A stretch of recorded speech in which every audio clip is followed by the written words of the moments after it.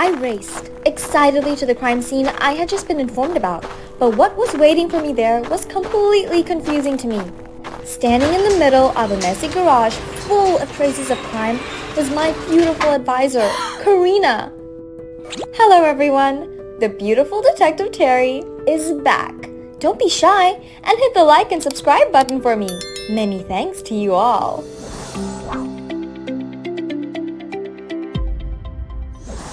Winter break finally arrives after a challenging academic year.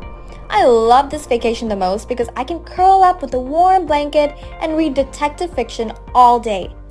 Of course, I still get to hang out with Karina, my lovely advisor. We've been shopping for a lot of Christmas decorations because it's almost December. I made every effort to persuade Karina to try on the gorgeous gowns I was lusting about, but my obstinate advisor persisted in dressing like a true nerd. Karina, you should upgrade your beauty. Look at these amazing dresses. Terry, cleverness is a certain kind of charm. After hearing that statement from Karina, I had to realize that I would be even more attractive for our sake because I was entirely unable to stop her stubbornness. But lately, every time we go out, I always have a hunch that Karina and I are being followed by someone. Strangely, every time I turn around to check, it was the same. Absolutely no one. I know that my hunch isn't wrong. It's just that maybe we have a secret fan, for example. Or worse, an enemy in the dark. Both of which excite me. That day, according to my usual schedule, I was spending my time researching documents about cases and about my great teacher, Sherlock Holmes, in bed when I received a call from an unknown number. There's a crime going on at Karina's neighbor's house, and my presence might help. This wasn't the first time since I started handing out flyers about my private service to the whole neighborhood. But what they asked me to do was find their lost cat or investigate who was stalking through their mailbox. Hopefully this time I will get a satisfactory case. I raced excitedly to the crime scene I had just been informed about, but what was waiting for me there was completely confusing to me. Standing in the middle of a messy garage full of traces of crime was my beautiful advisor, Karina. For the first time in my detective career, I had absolutely no idea what the heck was going on in front of me. But you had to see Karina's face at that moment. My scholarly advisor, my encyclopedia, is now standing in the middle of a pile of chaos with an extremely confused face. Karina, why are you here? You weren't the one who called me here? Huh? What are you saying? All my hunches showed that this incident had too many twists and turns. I quickly probed around the garage. There were many things here that had been brutally destroyed. The vases and drawers were all impacted with an extremely strong force. I'm sure that even if Karina was suddenly hypnotized into being someone who wanted to destroy the neighbors, with her physical condition, she wouldn't be able to cause all of this.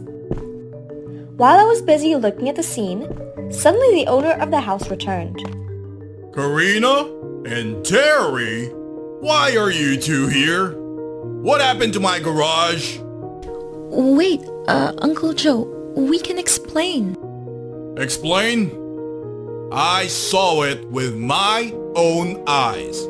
If this is not an act of theft, it's also an act of vandalism. Uncle Joe's wife immediately showed up beside him, and they dialed 911. Of course, after I used my parents as witnesses to show my alibi, the cops were powerless to do anything with me. Conversely, Karina's parents went to their homeland yesterday, and no one was able to corroborate her claim that she was at home at that time because there was insufficient evidence.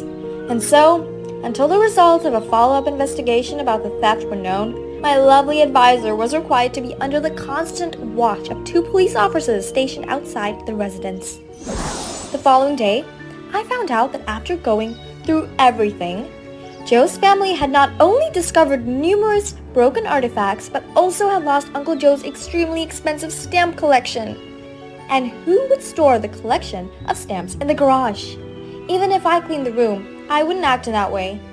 But rest assured, Uncle Joe, I will find that stamp collection on the way to exonerate my friend. I know for sure that someone has targeted us and created this plot. That's definitely the reason why my hunch keeps telling me about someone following me and Karina when we go outside. That night, I snuck into Karina's backyard to avoid the attention of 2 police officers and climbed up to Karina's room through the window, thanks to a rope she threw for me. After finally entering the room, I had time to ask Karina about everything. Karina, tell me what happened. Karina told me that afternoon, while she was studying in her room, a paper airplane flew in. And when she opened it, there was my handwriting inside saying that something was happening next door. Next door, so asked her to go there. When Karina arrived, she saw the gate at the fence was open, as was the gate at the garage.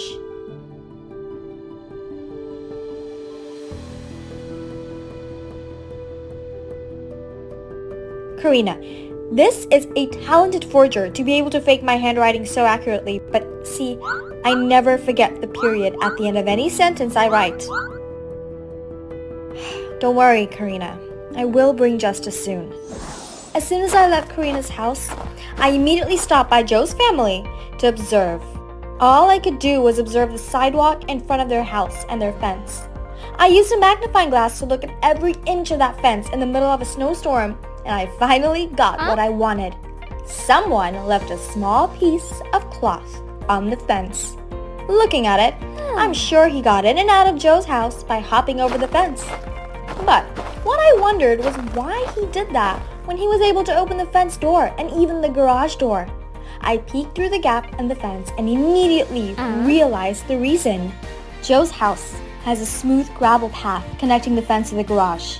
And that was like an accusation that Karina and I were the intruders, when there were only our footprints on it that day. Very clever. But he should know that his opponent is Terry, and I will soon drag him into the light. I stuffed the cloth into my own evidence bag and happily left. Whoever he is, I have to admit that he has very good observation, stalking, and impersonation abilities. But unfortunately, he doesn't know that I have a secret weapon. And that's Poppy, my pet dog that I've raised since childhood. I trained her to follow anything as long as it has a smell, and now I have a piece for Poppy. The next day, I took Poppy for a walk in the area in front of Uncle Joe's house, and very quickly Poppy discovered the scent of the evil enemy. Due to a few days of snowstorms, Poppy only took me as far as 1 block and then lost track. But for Terry, that was more than enough. This person knows my handwriting, my phone number, and mine and Karina's addresses. So he can only be in my school, a school with several thousand students. But now, how many students will live in this area? I quickly found out that there were only 2 people who went to my school living in this neighborhood, Ronald and Mary.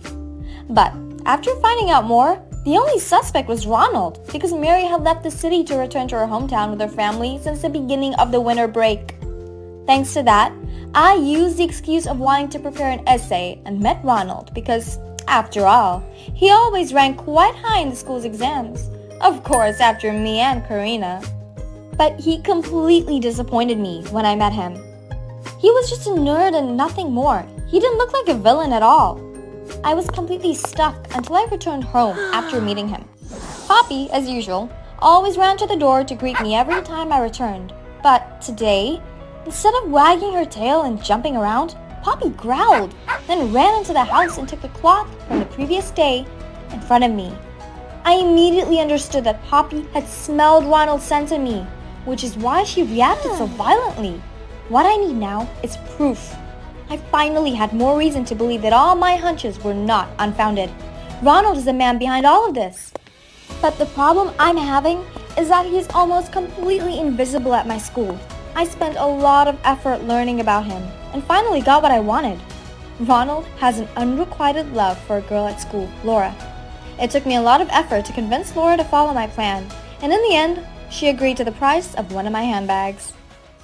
Plans are in place. That day, Laura accepted the invitation to have coffee with Ronald while I disguised myself carefully to observe every move from afar.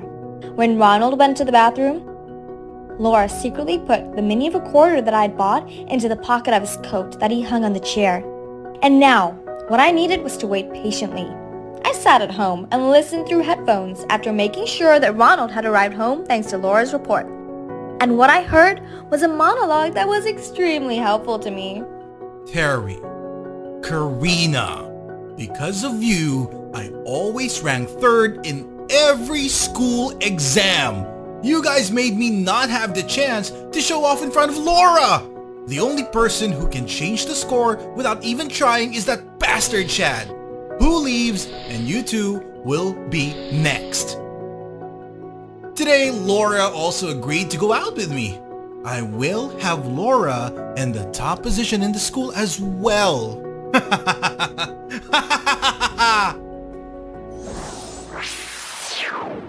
He didn't know that he had just confessed to the beautiful detective, Terry. I calmly put on my favorite outfit, took Poppy with me, and went to the police station. After hearing everything, a few officers and I finally showed up in front of Ronald's house. We broke into his house and saw Ronald standing in the middle of a room filled with pictures and things related to me and Karina. It turns out he collected my essays and exams in order to fake my handwriting. Ronald was extremely frightened when he saw me and the police. Wait, how could you, Terry? I also did not hesitate to let him meet Poppy before having to see the iron bars. Ronald, say hello to my little friend. When the cops took Ronald away, I hurried over to my lovely advisor's house to inform her. Karina was overjoyed by this. It looks like you can still do very well without me. But of course, with you, everything will be much easier. 2 is still better than 1. Ronald somewhat ruined me and Karina's winter vacation, but thanks to him, I gained a lot of reputation from the surrounding people and from the police. That day, Karina and I were sitting in my yard, enjoying a cup of hot cocoa, when a pigeon flew in and landed right on the table. That's a homing pigeon. I took the letter and opened it, and inside was a typed line with an extremely beautiful front, and on the back of the paper was a rose symbol.